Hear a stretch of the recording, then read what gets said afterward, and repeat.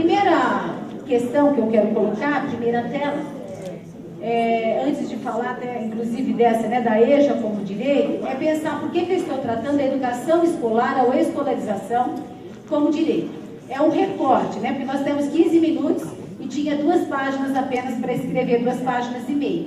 Então a gente vai considerar aqui, ao falar de EJA, da educação na escola. Embora saibamos que ela pode acontecer e que ela acontece em outros espaços na sociedade, em parceria com o governo ou simplesmente a sociedade civil organizada que também trabalha com a educação de jovens e adultos. Então esse recorte, ele é na educação escolar, ou seja, na escolarização, tá?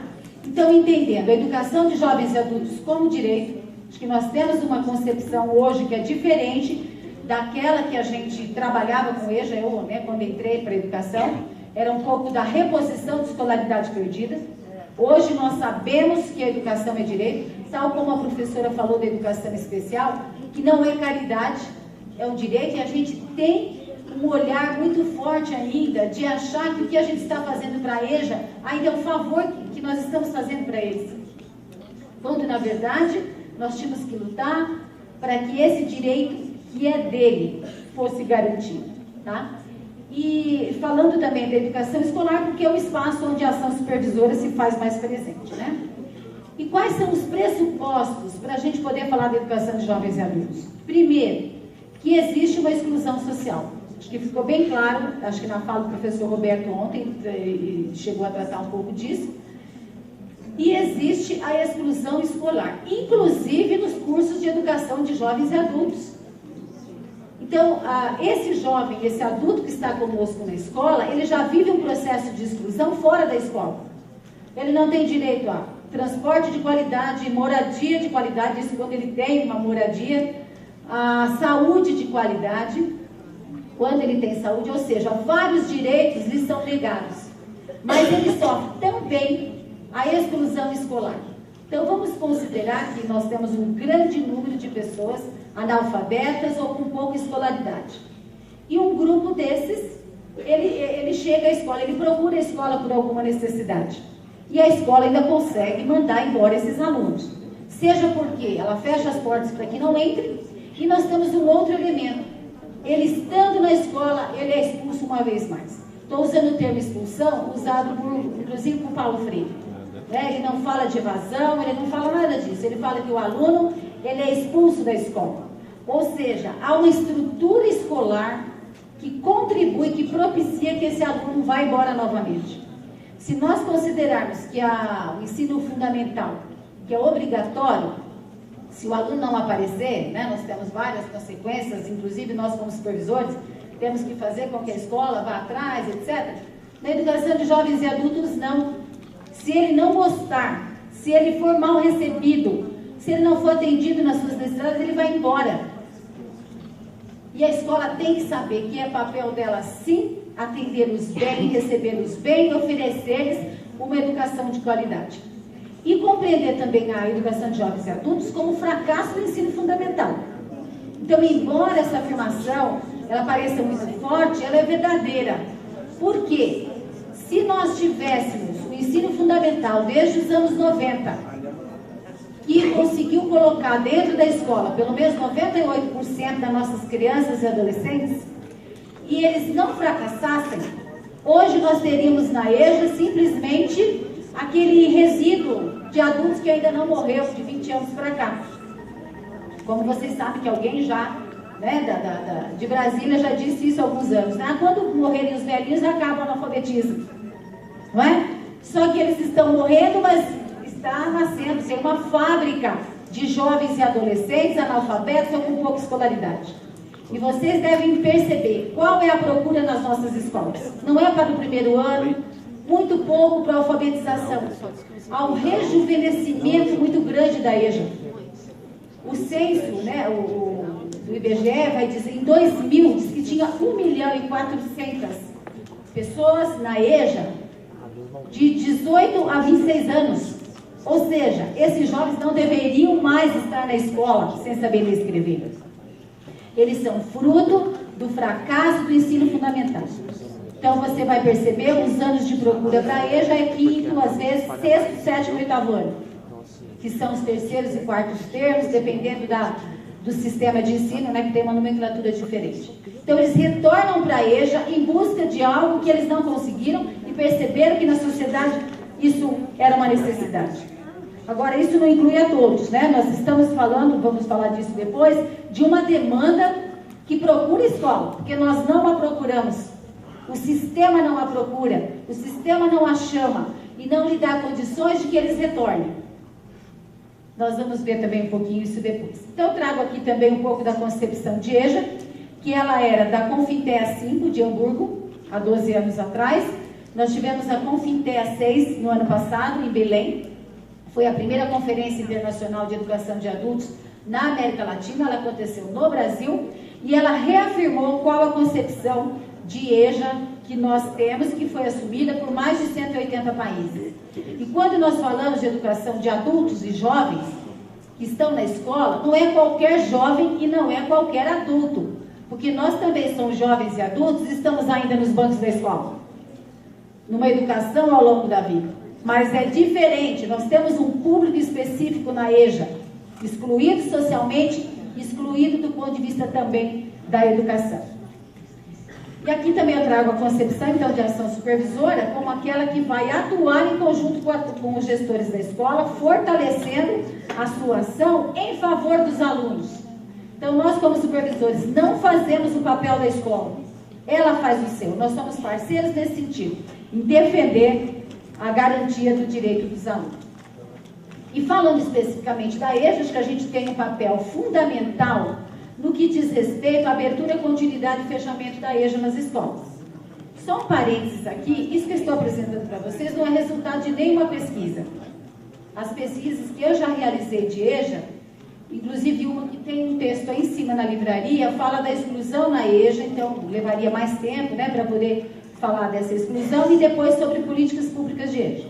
Esse texto que eu estou apresentando é a partir da experiência como supervisora e em conversa com os demais supervisores que trabalham comigo, tá? Então, quais os desafios que a gente enfrenta com as escolas que têm EJA ou que não querem ter EJA, né? Ou que querem ter a educação de jovens e adultos. Então, se nós tivermos como base os princípios da garantia do direito à educação para todos, inclusive, né, para jovens e adultos, e eu tenho isso como concepção e assumo isso como supervisor, como é a minha ação na escola quando a escola quer fechar a EJA ou não quer abrir a EJA? E nós temos um dilema muito grande, porque a escola tem 1000 motivos para não ter EJA. E vocês sabem disso. E que também não é nem tão fácil encontrar supervisores que queiram atuar e trabalhar. Ai, desculpa, eu não estou passando. Tá, você está acompanhando para mim?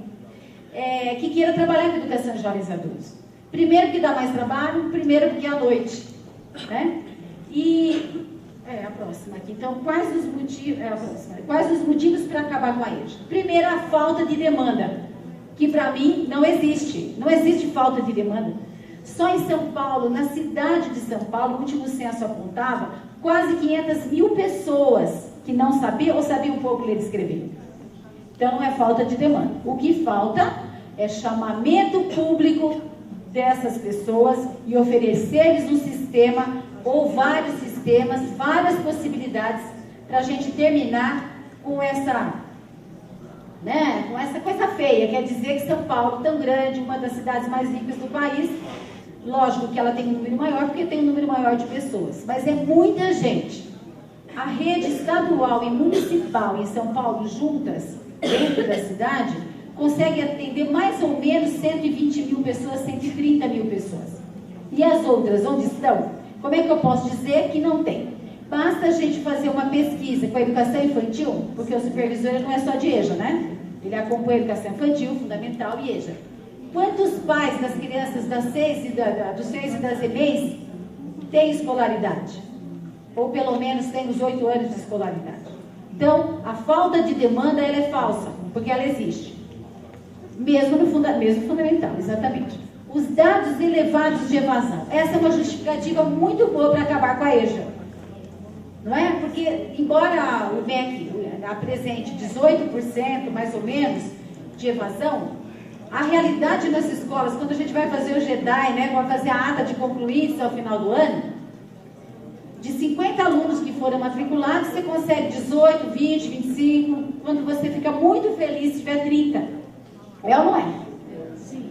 Agora, a causa da evasão é que a gente deveria pesquisar e não utilizar a evasão como um motivo para acabar com a EJA. Então, se existe, ela existe porque existe. E outro elemento, então, a falta de qualidade. A escola às vezes diz isso também, não, mas os professores não se esforçam, não fazem nada diferente, então não compensa ter EJA. Ou seja, como se os culpados pelo fracasso dos alunos fossem os professores. Ou seja, primeiro a gente culpa os alunos pelo fracasso, depois o professor. E recai sobre o gestor, né? Porque, conforme o professor falou ontem, a culpa é do gestor, não é isso? A escola não tem autonomia, então se não deu certo, o culpado é o diretor. E o supervisor também mandou fechar a EJA, né? Depois, a falta de professores, muitas vezes não a falta de professores, mas a falta dos professores na escola. O aluno de EJA tem uma dificuldade muito grande para lidar com isso. Se ele tem aula vaga e não pode ser dispensado, ele não tem o que fazer lá. Quando o seu corpo está cansado, ele ainda precisa esperar sem fazer nada outro professor. Então, essa é outra alegação. A falta de segurança e gastos com cursos noturnos. Como é que nós podemos manter diretor, assistente, coordenador, pessoal da limpeza, por um público tão pequeno? E se você conversar com alunos e professores em comunidade, você vai perceber que essa justificativa cai por terra. Porque eles vão dizer, gasta-se muito mais com outras questões, com outras políticas, e vem dizer que está gastando dinheiro conosco. Ou seja, para mim, essa, embora seja uma razão apontada como motivo para fechar a EJA, também não tem fundamento. Tá? E depois, muitos motivos para continuar com a EJA. Primeiro, a questão que eu já falei, que é a educação como direito, a escolarização, então, como parte desse direito, o número elevado que nós temos de analfabetos, né, a educação ao longo da vida e a formação das gerações seguintes. Está provado cientificamente, estatisticamente, que quando os pais são escolarizados e têm uma formação um pouco mais elevada, uma escolarização mais elevada, é muito mais fácil, inclusive, trabalhar com outras questões, como a aprendizagem das crianças, né, com mais sucesso, a questão da saúde, da reivindicação dos demais direitos, etc. Tá? Depois, eu vou procurar, então, ser bem rápida para fechar, né? Há esforços pontuais na continuidade da EJA.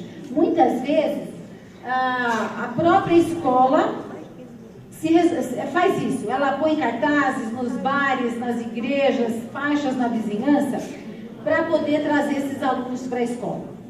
Embora haja até um pouco de corporativismo, porque o professor precisa acumular carga, ele precisa do noturno, existe ainda uma vontade, uma crença de que a garantia do direito de jovens e adultos é importante e que é papel da escola também, tá? Então, a demanda oculta, aquela que não aparece na escola, o sistema tem sim que procurá-la e acho que a gente tem que pensar qual que é o nosso papel de supervisor, o papel do sistema municipal e estadual, mas do sistema como um todo. A EJA recebe 0,7% do que a educação fundamental recebe. Ou seja, desde aí, do Fundeb, ela 0,8 agora, desculpe, já mudou para 0,8. Ela já está dizendo que vale menos. Então, acho que nós temos que considerar, pode passar para o próximo só para fechar, né?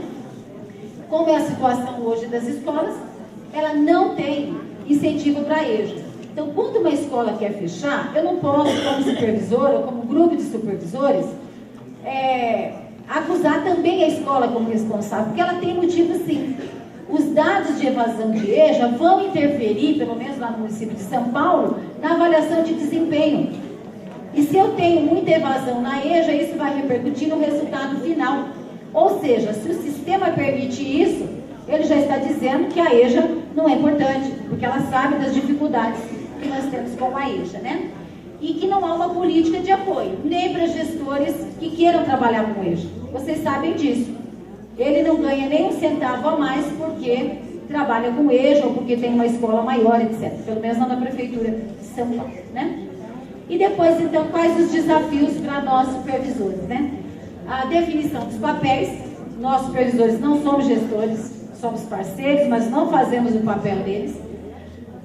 a manter a centralidade do debate no aluno e nos seus interesses, e não nos da escola ou nos do sistema. Tá?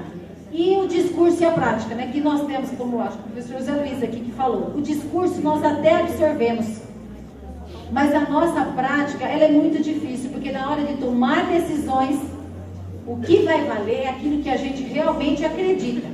Então, se eu acredito que a EJA é um direito, embora ela dê mais gastos, ela custe caro, ela tem que continuar existindo. Acho que só tem mais uma, só para ler.